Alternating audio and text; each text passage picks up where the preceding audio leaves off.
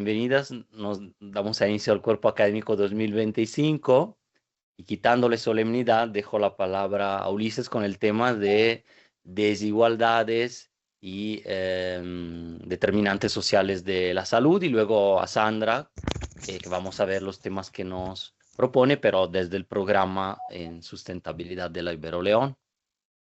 Les pido si podemos apagar los microfonitos.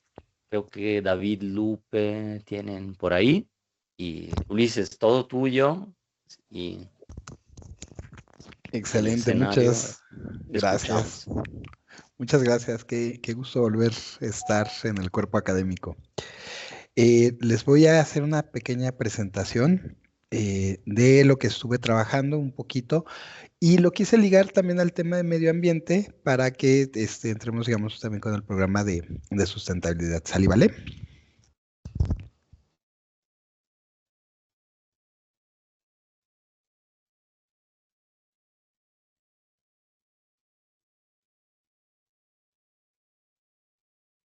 Ah, ok. Listísimo. Ya se ve. Ya se ve, perfecto.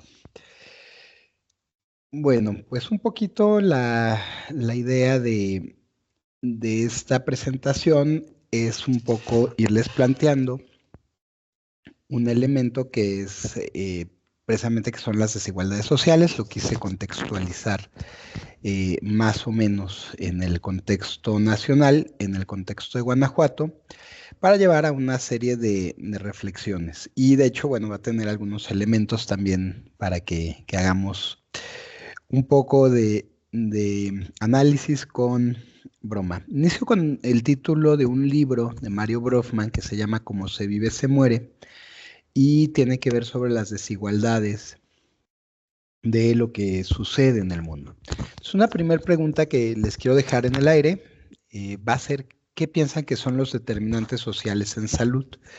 Y una segunda pregunta que les empiezo a plantear, dadas estas condiciones de desigualdad, es cuánto cuesta comer en un país como México. Es decir, una de las bases de la salud tiene que ser una buena alimentación. Entonces, un poquito vamos a pensar cuánto cuesta comer en este país, en México, y vamos a plantearnos un menú para una familia de 4 integrantes, que sea variado, saludable, como el plato del buen comer, pero que no rebase su elaboración 250 pesos, que eso sería más o menos la lógica del salario mínimo cuando se da de forma íntegra, ¿no? Entonces, eso también es un tema interesante, y aquí retomaría y les recomendaría el último informe de Oxfam de cómo han crecido, digamos, las grandes fortunas y las 4 categorías que hacen para entender por qué han crecido esas fortunas.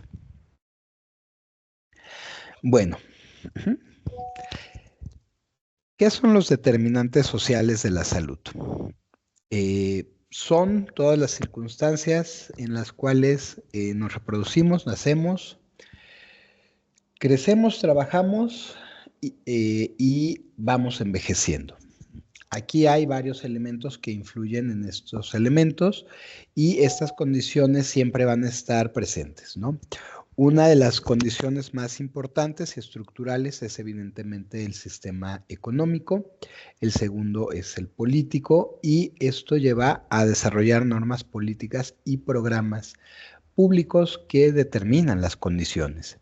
En el caso particular, después de la pandemia del COVID-19, una de las cosas que se esperaría es que el sistema económico global y las políticas de los países fueran a favor de tener mejores sistemas de salud, mejores elementos de prevención, y fue todo lo contrario, ¿no?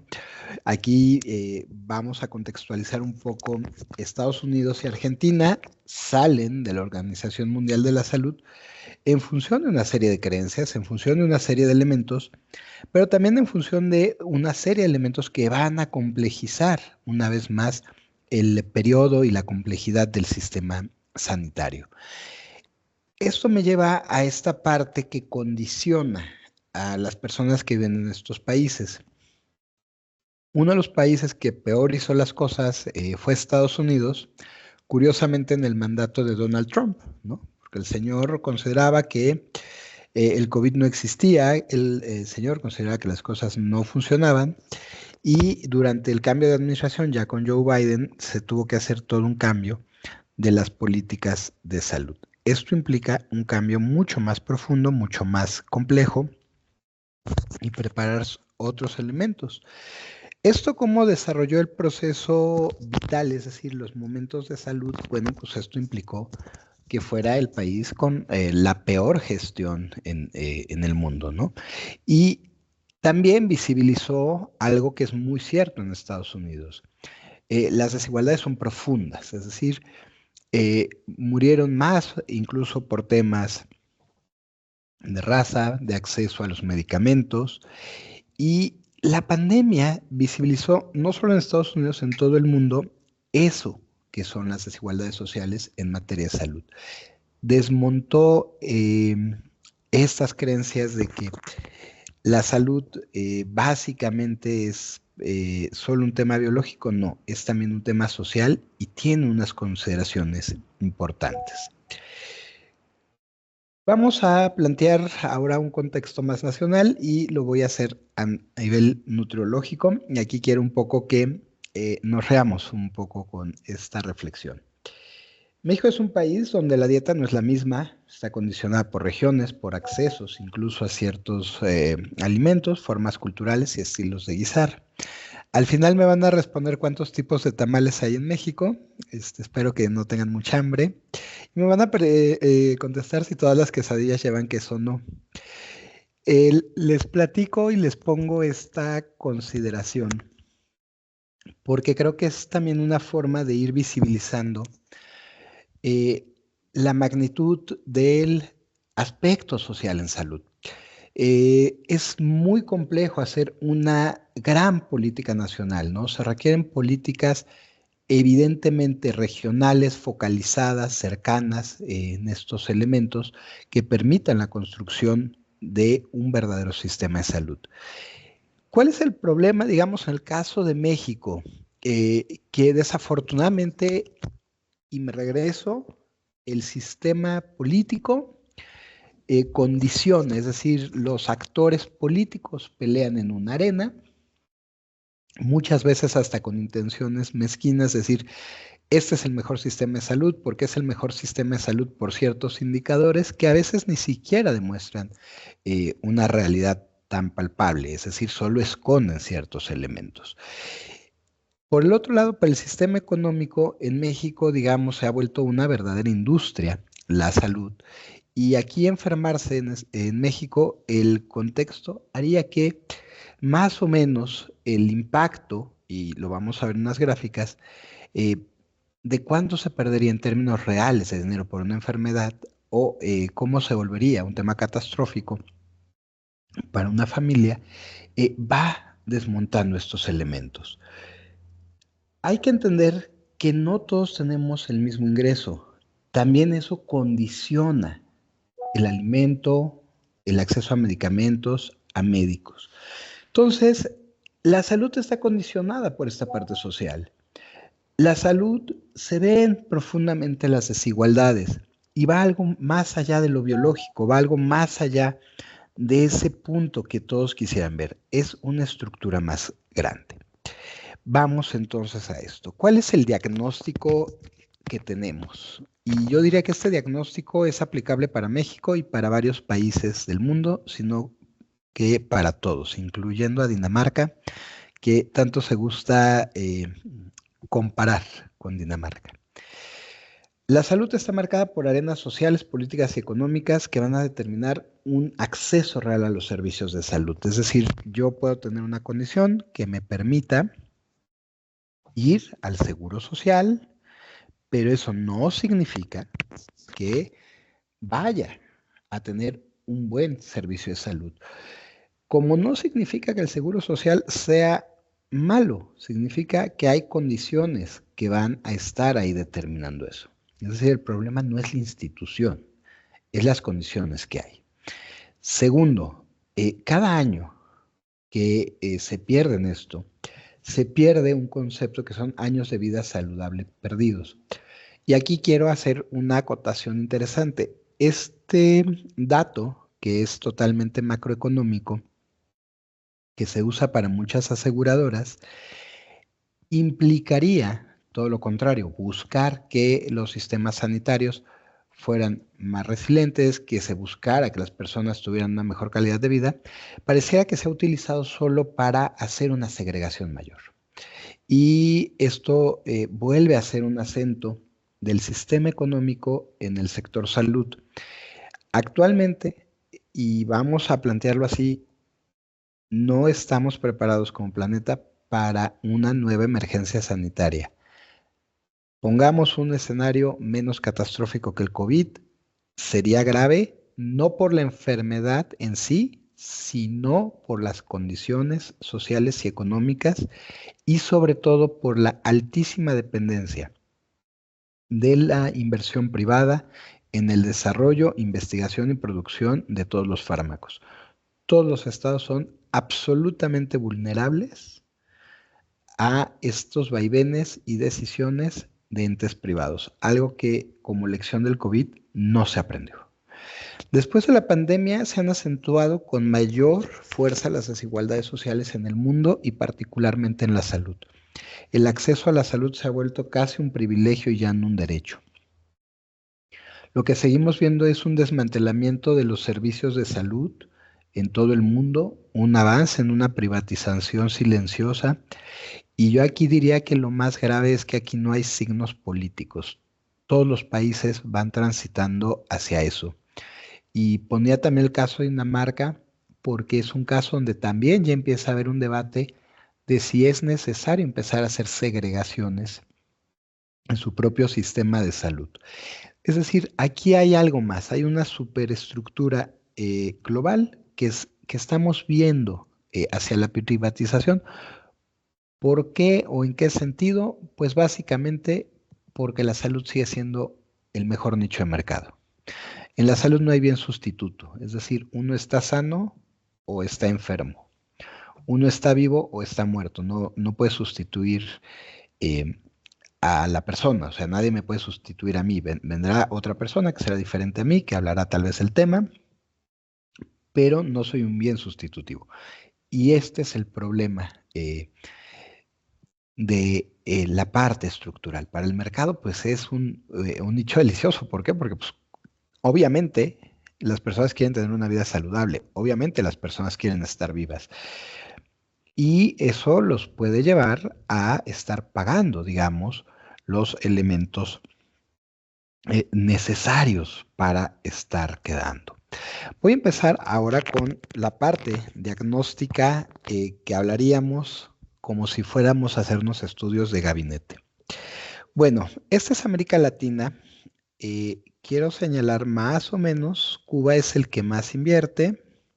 Estados Unidos le invierte también en función de el producto de privado, es decir, a través de los seguros. Y yo aquí nada más quiero eh, hacer una aclaración interesante del caso de Luigi Mangione, donde se ve claramente un escenario de qué sucede con los determinantes sociales de la salud. Luigi Mangione mata al CEO de la principal aseguradora en Estados Unidos.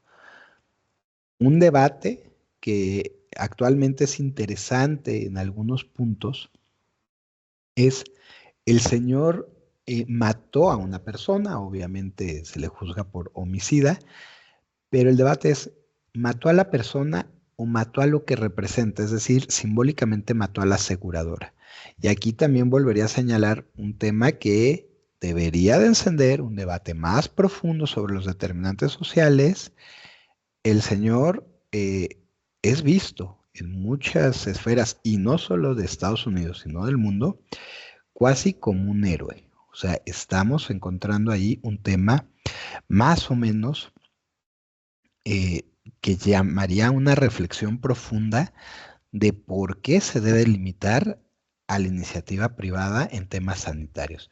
Nosotros estamos en este contexto, tenemos un 3% con relación al Producto Interno Bruto. Esto es del 2021. Las variables no se han actualizado en muchos países, pero podríamos decir que la fluctuación de México está casi siempre en este nivel. ¿Es mucho o es poco? Eso es otro tipo de debate. En Estados Unidos tenemos un 9,4%. El público real de Estados Unidos es de 2,4%, es menor que el de México, pero lo que lo alza es el sector privado. En el caso de México es la inversión directa del Estado, ese 3%. Y si nosotros nos ponemos más o menos a partir de que la media está hacia el 4,5, no estamos tan alejados.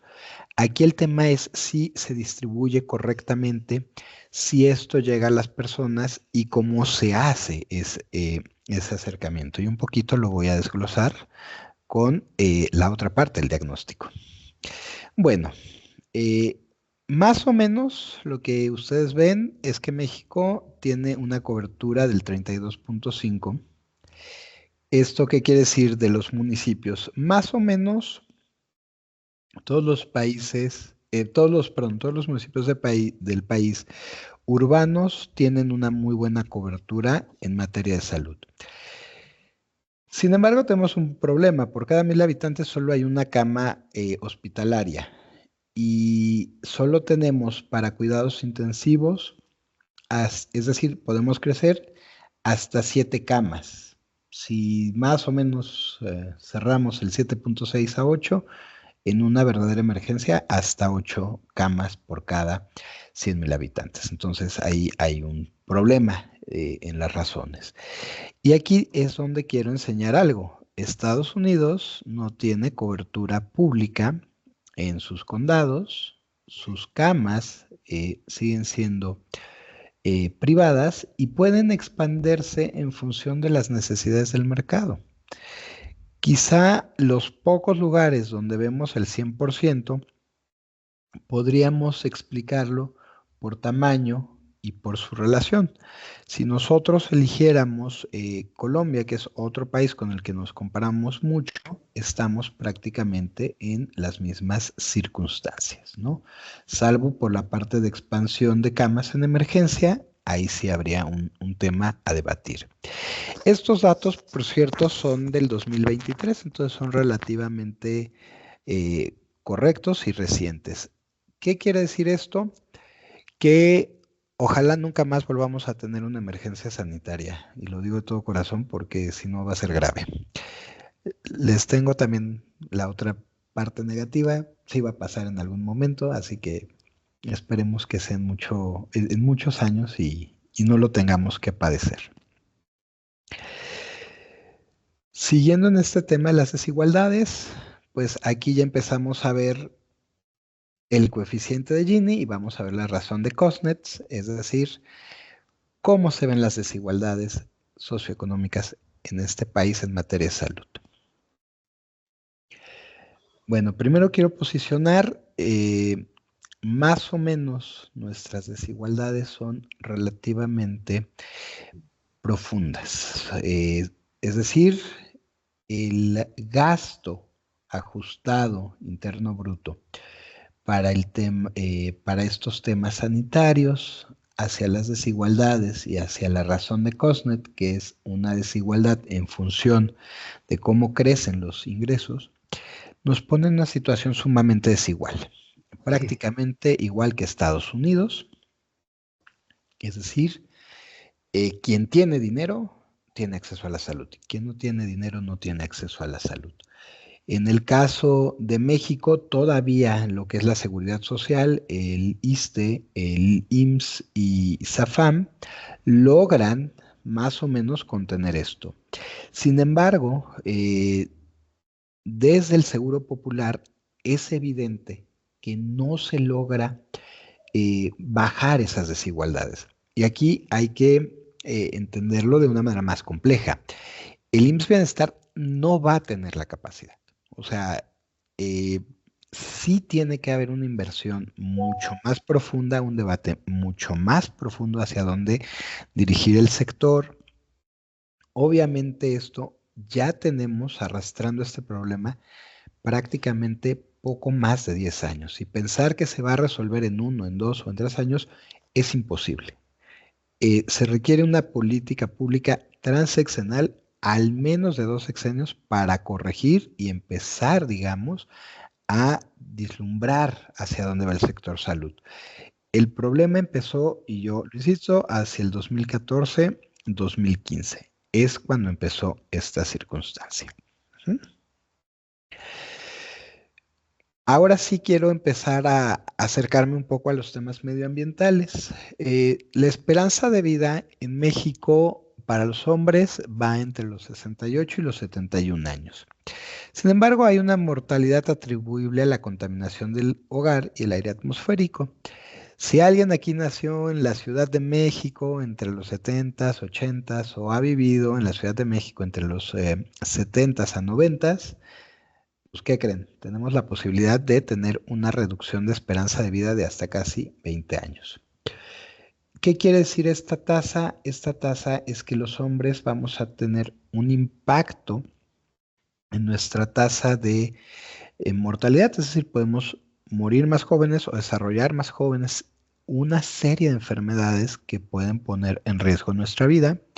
En el caso de las mujeres es aún más grave y aquí en la contaminación del hogar nos referimos, por ejemplo, a usar cosas tan sencillas como cloro, ciertos tipos de detergente, es decir, hay una exposición que puede llevar hacia este punto.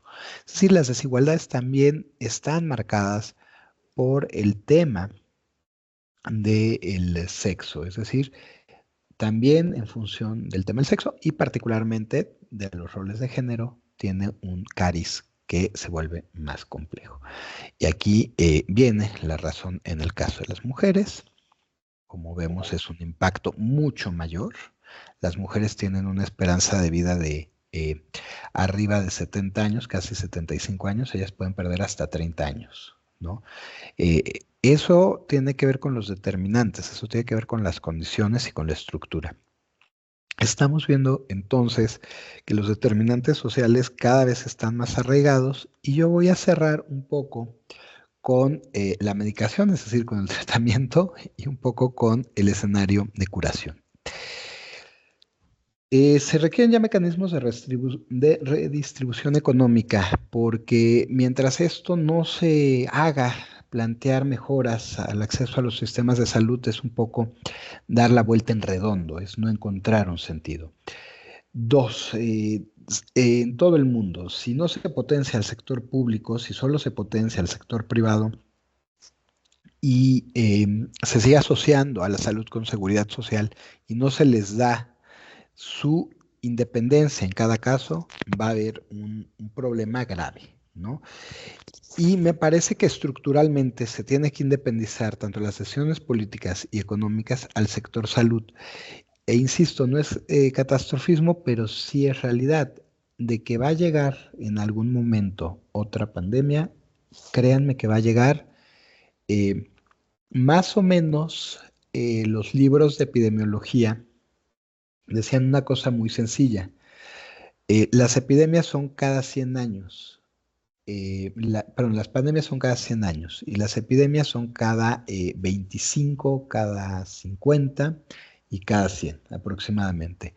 En el transcurso del 2009 a esta fecha que hemos vivido, hemos visto la exposición de no menos de 10 epidemias graves, 2 de carácter pandémico. Entonces, pues ya los libros de epidemiología quedaron particularmente atrás sobre esa visión. Hay que hacer énfasis que lo que está pasando no es un tema ni de que están haciendo armas bacteriológicas, ni de que están experimentando, no. El problema son condiciones económicas y políticas que están volviendo más vulnerable al ser humano, a la especie humana. Mientras no visibilicemos estas desigualdades para plantear escenarios más justos, una redistribución más justa, esto no va a funcionar. Y se requiere ya una inversión en México del 4.5% del PIB anualmente, es decir, al menos subir 1.5% del PIB. Tenemos que revisar también en México fiscalmente los actuales esquemas para tener un mejor sistema de salud, más robusto y financiero, porque exactamente uno de los problemas actuales es que no hemos visibilizado eso. Y aquí yo le agregaría en la curación un nivel importante que también es visibilizar todo el tema ambiental. Las grandes ciudades cada vez están más contaminadas, otra vez estamos empezando a ver escenarios de enfermedad por contaminación expositiva, entonces sí hay que buscar ya la manera de que haya una sustentabilidad bajo esta premisa jesuita de la casa común, del cuidado de la casa común.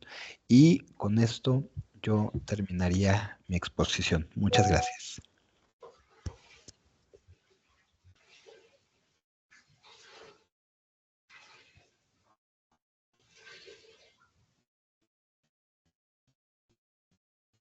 Ah, no, no está el micrófono prendido. Decía que ya prendí la veladora de color aquí también, pero que más allá de esperanzas es muy concreto y se agradece, ¿no? Lo que planteas.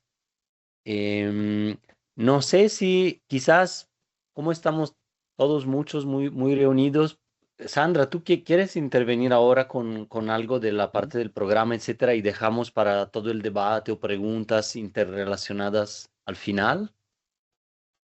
Sí, sí, gustas, puedo pensar. ¿Sí?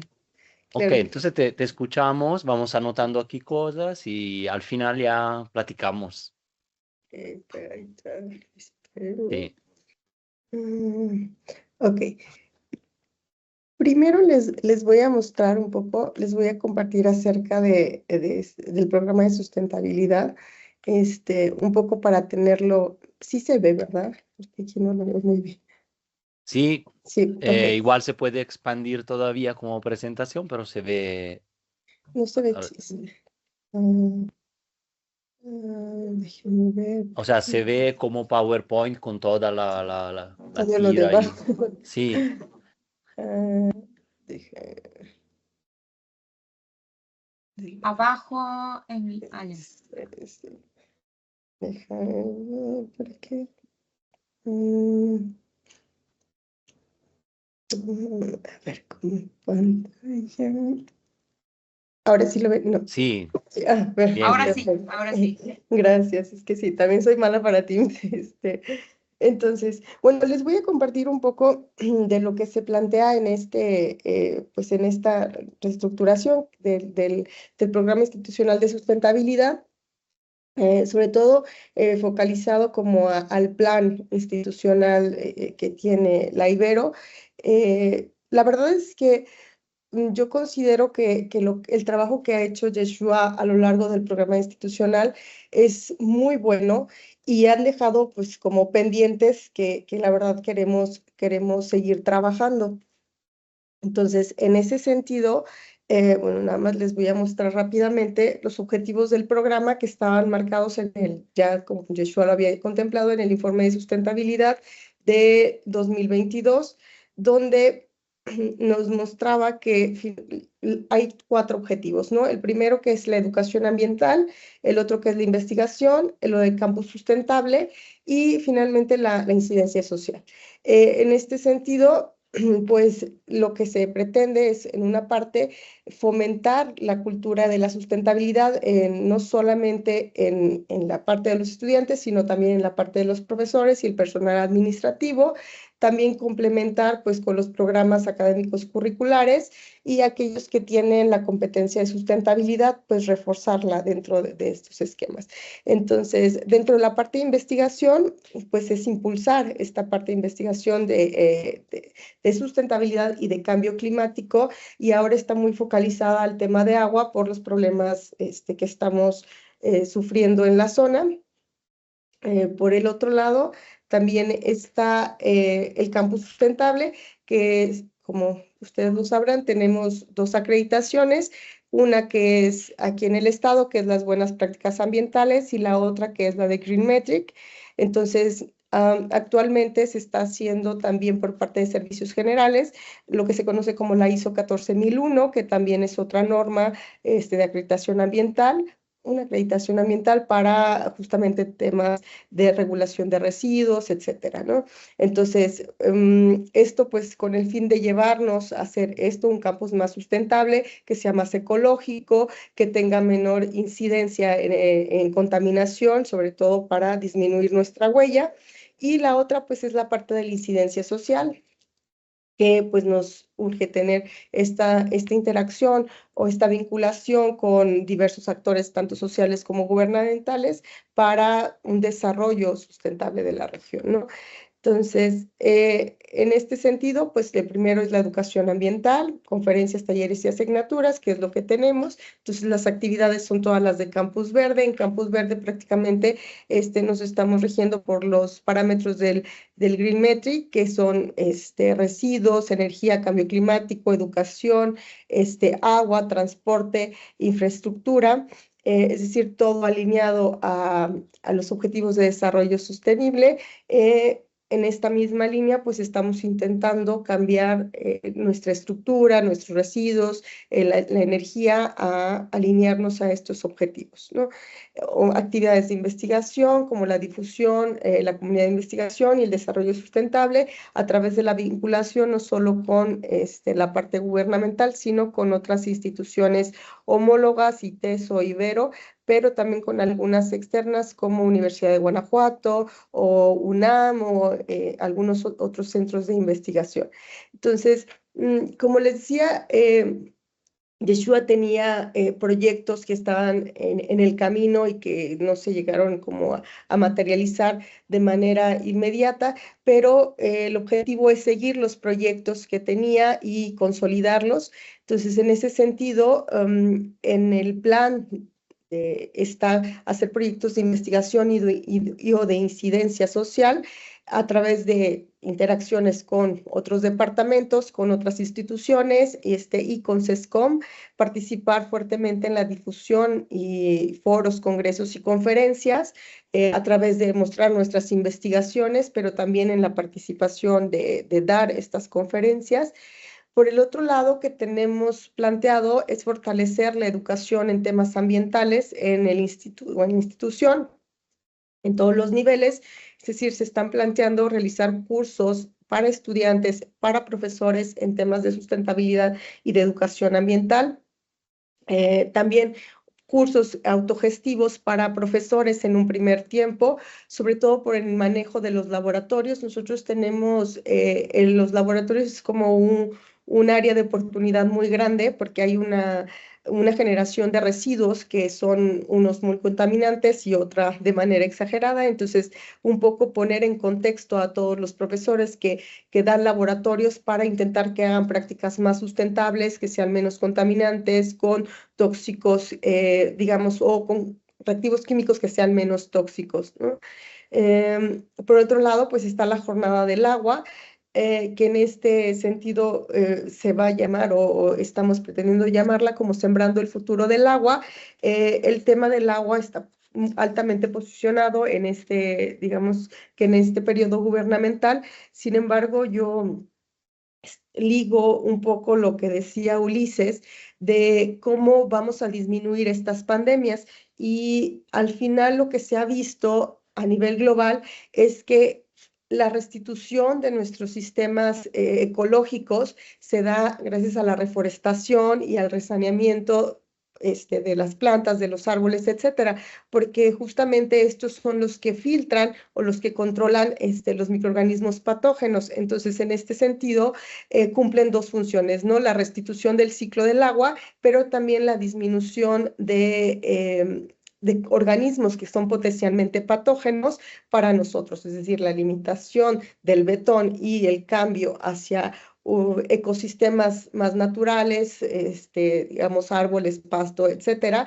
puede regular justamente esta incidencia de pandemias o de epidemias que estamos viendo mucho más frecuentes en el mundo, ¿no? Y por otro lado también está la capacitación del personal operativo de la Dirección de Servicios Generales, esto en temas relacionados con la sustentabilidad, con la gestión de residuos, con la misma práctica ya operativa de las certificaciones, específicamente de la ISO. También el fomento de la participación de estudiantes académicos y personal en temas ambientales. Aquí estamos queriendo implementar 3 campañas. La primera, que es Separa Hoy y Protege el Mañana, justamente porque nos damos cuenta a través de las certificaciones que otra área de oportunidad muy fuerte es los residuos. No se separan los residuos a pesar de que están las islas. No hay una separación correcta, por lo que tenemos una alta incidencia de residuos que se van a los desechos, es decir, a la SIAP. Entonces no estamos bajando nuestro nivel de generación de residuos y no estamos valorizando residuos de manera correcta, justamente porque no hay una buena separación. Entonces se quiere potenciar pues esta iniciativa de realmente mostrarles cómo separar, pedirles que lo separen y que se apropien de esta nueva idea de que separar realmente hoy nos va a proteger y nos va a prevenir de muchas cosas en el mañana, ¿no? La otra también es una campaña que un poco va ligada con esto de las jornadas del agua, sembrando el futuro del agua y de la protección al medio ambiente, que es Adopta una planta. Esto lo estamos haciendo un poco también en colaboración con el huerto, con el huerto comunitario, que lo tiene unas estudiantes de aquí del Ibero. Entonces, en este sentido, pues vamos a incentivar a que se adopten plantas, no solo en los departamentos con el personal académico, sino también que los estudiantes se la puedan llevar a su casa y que puedan tener como esta corresponsabilidad y este cuidado para el medio ambiente, ¿no? Tener de mano directamente este sentimiento de es mi responsabilidad cuidar la planta, porque al final es como cuidar mi mundo, ¿no? El mundo en el que vivo.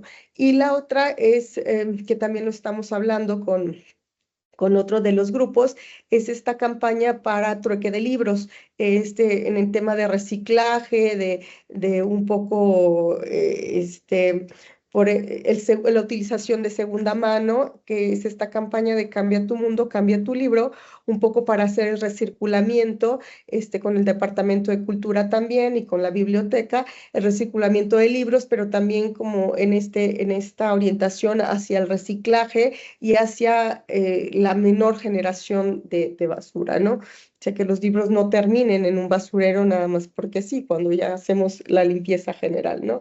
Entonces, como les decía, en el tema de residuos, pues hay mucho trabajo en la parte de sistematización de cómo es que se controlan los residuos, y aquí lo que se está fortaleciendo son los planes de manejo de residuos sólidos urbanos, de manejo especial, de los residuos peligrosos y de los residuos que se conocen como biológicos infecciosos. Esto está muy focalizado a lo que les decía de la capacitación para el personal operativo, pero también para los laboratoristas y para los profesores que están inmersos en los laboratorios.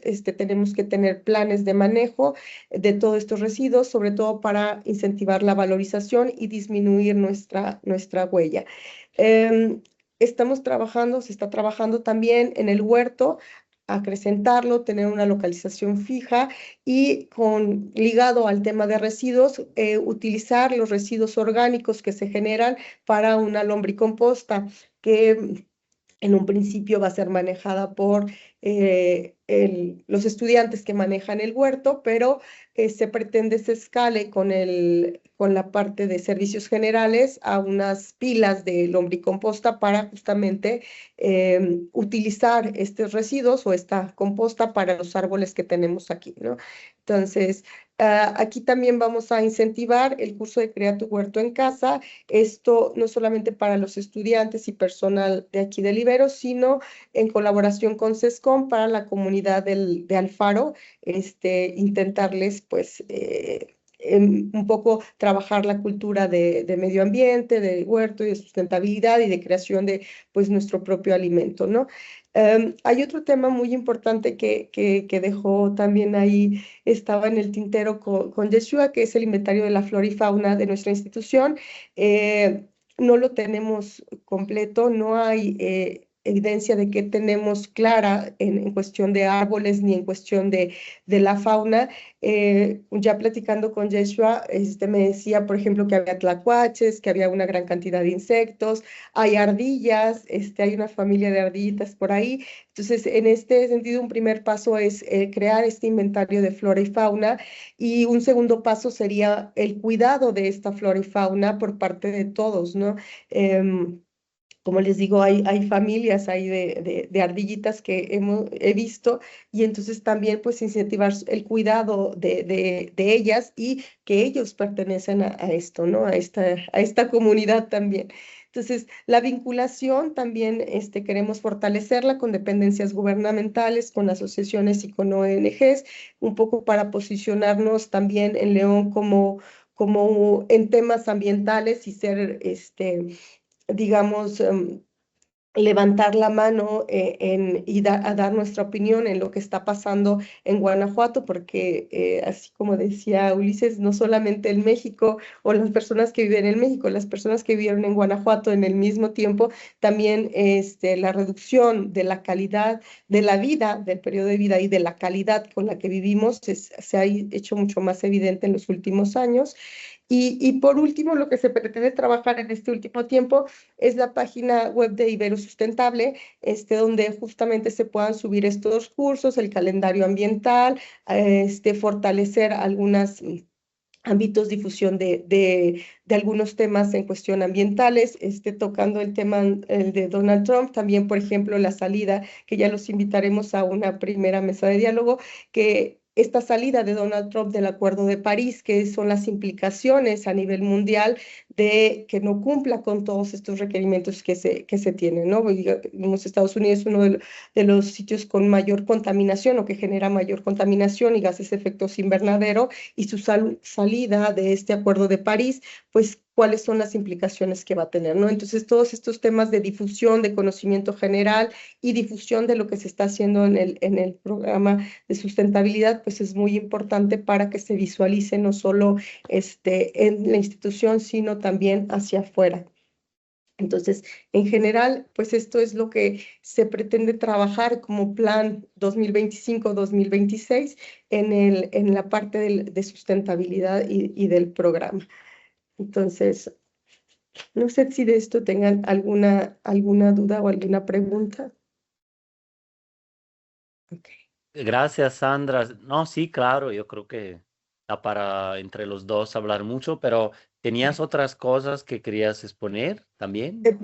¿O Si esto?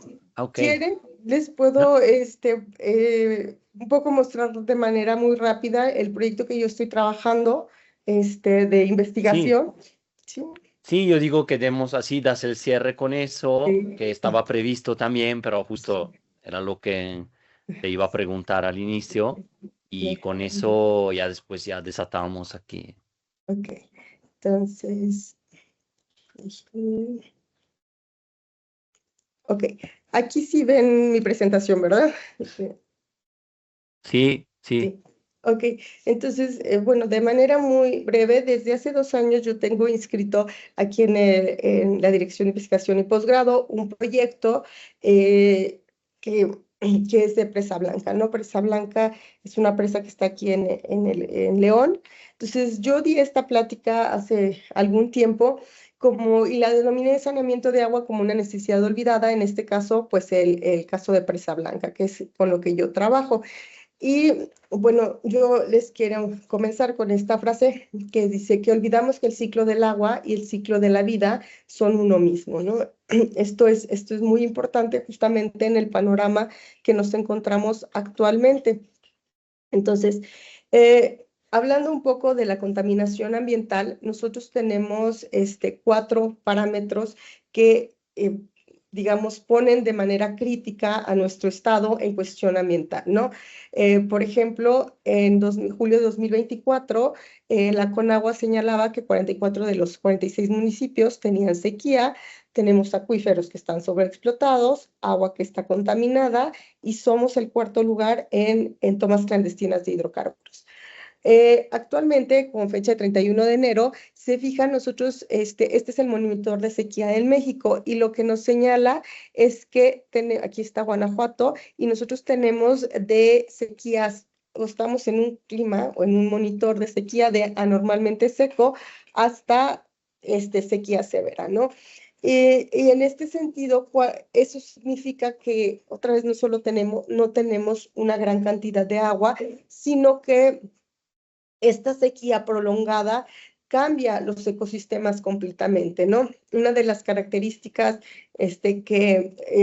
digamos, hablando de las noticias internacionales, los incendios de Los Ángeles, fue una combinación justamente de todos estos parámetros, ¿no? La alta presencia o la prolongación de las sequías en periodos muy largos produce incendios sordos, ¿no? Y en este sentido, pues pérdida de vegetación, de biodiversidad en todos los sentidos y pues obviamente la falta de agua.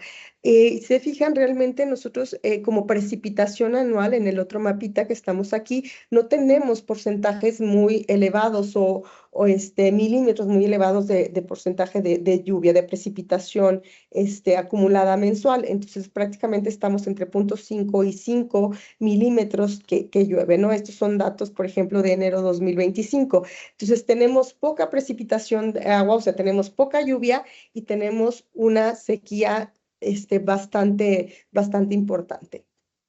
Entonces, estos datos que les muestro aquí son datos viejos, son datos de 2022, pero no ha habido, y bueno, este mapa es del estrés hidráulico, no ha habido como una actualización porque son datos que se toman de la Conagua, de evaluaciones, digamos, puntuales en ciertos lugares del país. Entonces, la última actualización que se hizo la Conagua fue en 2022 y lo que ellos nos mostraba es que básicamente todos nuestros ríos están contaminados.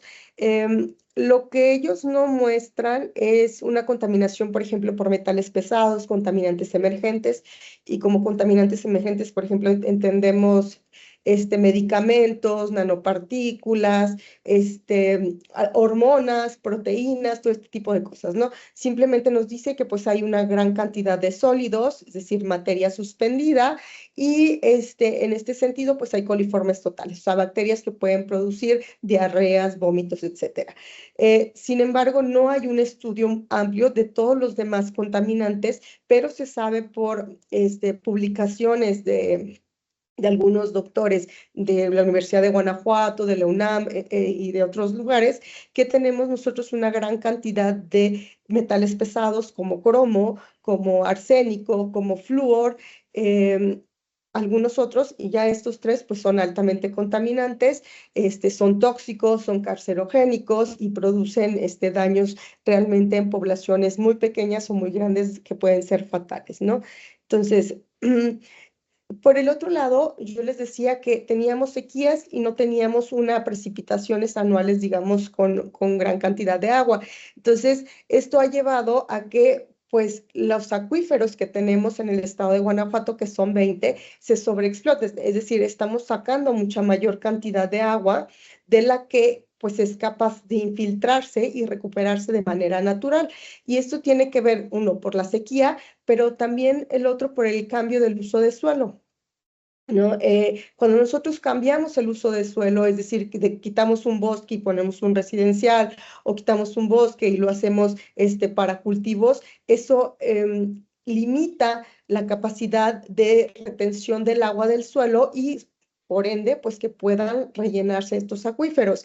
Entonces, nosotros tenemos déficit desde hasta el 75%. El que nosotros tenemos aquí en León es el Valle de León, que realmente está explotado. Entonces, si se fijan, pues realmente todos están en rojo, es decir, todos están sobreexplotados, y hay algunos que ya están cerrados justamente porque la sobreexplotación puede producir efectos mucho más graves como hundimientos, entre otras cosas, ¿no?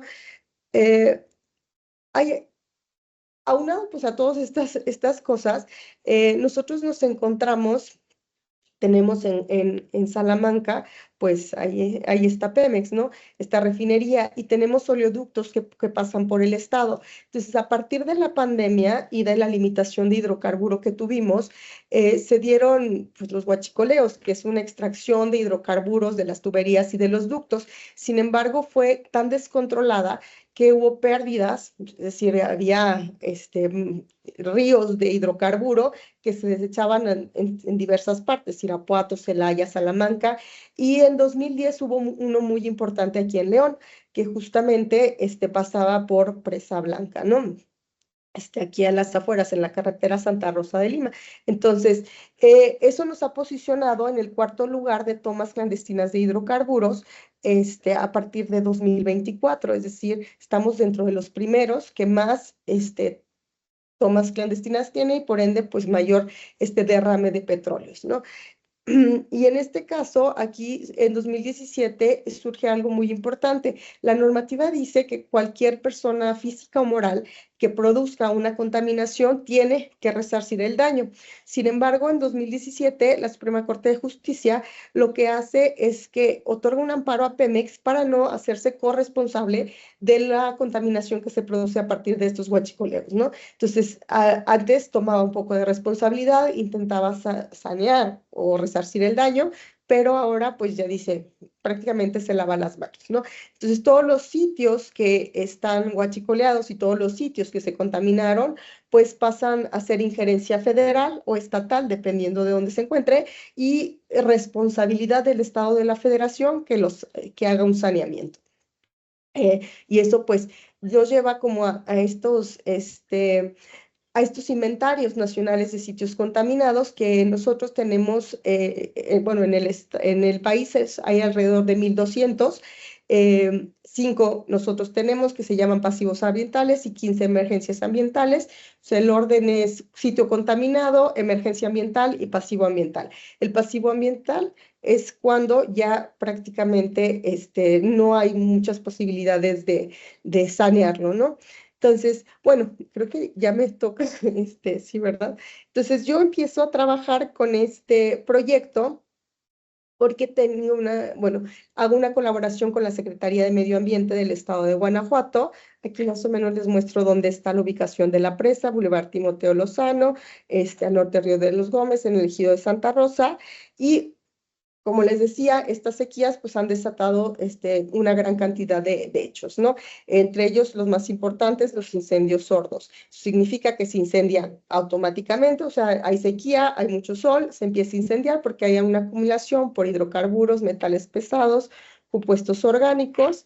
Es uno, se fijan en el agua verde, es la gran cantidad de metales pesados que tiene, en este caso cromo, y por ejemplo, aquí lo que pueden observar es una gran cantidad de hidrocarburos que estaban ya sobre las plantas, ¿no? Entonces hicimos el muestreo y nuestro objetivo era aislar consorcios bacterianos que pudieran hacer la reducción del hidrocarburo. Entonces, o disminuirlo o eliminarlo de manera completa. Entonces hicimos un aislamiento de diversos consorcios, cuantificamos, digamos, toda la microflora, es decir, la cantidad de bacterias que están presentes, y encontramos un consorcio que nosotros denominamos 11D. En este consorcio 11D, pues evaluamos algunas de las características metabólicas que tiene, es decir, como su capacidad de degradar o de utilizar diferentes fuentes de carbono, es decir, glucosa, sorbitol, sacarosa, para utilizarlas para su crecimiento o para sus actividades propias de la célula.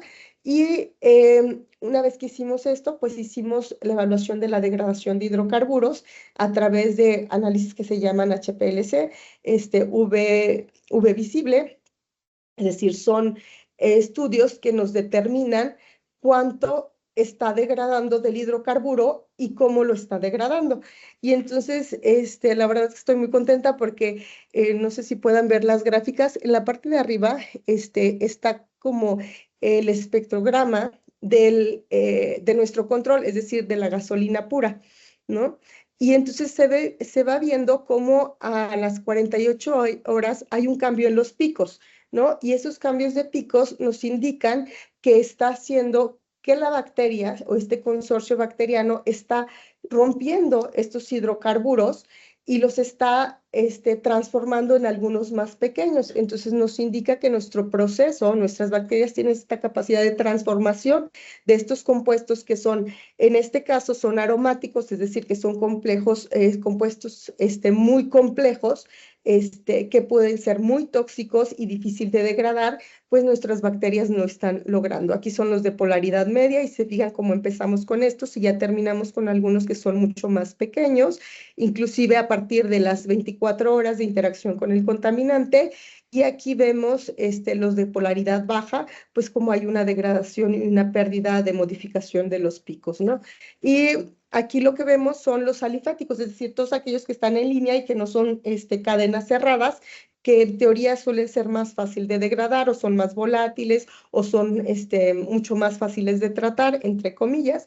Y aquí igualmente vemos, arriba tenemos los dos controles químicos, o sea, la pura gasolina, y luego comenzamos a ver cómo aparecen picos al inicio de la gráfica, es decir, entre el 0 y el 2, y esto significa otra vez el rompimiento de estos compuestos en pedacitos más pequeños para la degradación. Entonces, actualmente ya sabemos que son capaces entre 24 y 48 horas estos consorcios de degradar tanto compuestos alifáticos con polaridad baja como cíclicos con polaridad media y baja, y que puede tener un proceso o puede escalarse a un proceso de saneamiento directamente en suelo, ¿no? Entonces, la verdad es que estamos muy contentos. Ahora nuestro siguiente trabajo es escalarlo, digamos, a un reactor para intentar sacar agua del sitio y esa agua del sitio, pues intentar sanearla nuevamente y recuperarla, es decir, eliminar el hidrocarburo para lo que puede seguir. Y pues es un trabajo colaborativo entre la Universidad de Guanajuato, la UNAM y la Universidad Iberoamericana León, junto con la Secretaría de Medio Ambiente, que ahora, bueno, ya cambia su nombre a SAMA. Y sería, bueno, no sería todo, no sé si. Ay, disculpen si me fue un poquito rápido. Pero No, está bien, Sandra. También digo, de inicio queríamos conocer partes de tu trabajo y del propio programa. También con Yeshua siempre hemos estado aquí en este espacio, también siempre nos ha presentado o mostrado avances y hemos debatido aquí, ¿no? Entonces, si les parece, podemos ya abrir, tenemos todo el tiempo del mundo, casi casi, pero sí tenemos tiempo para ya sea interrelacionar las dos o preguntas de cada una en todos los niveles. Yo ahí algo apunté, algo tengo, pero siempre esperamos mejor las manitas o los comentarios, ¿eh? Puede ser simplemente para ahondar en temas acá verbalmente. Entonces, ¿quién quiere tomar la palabra? Adelante.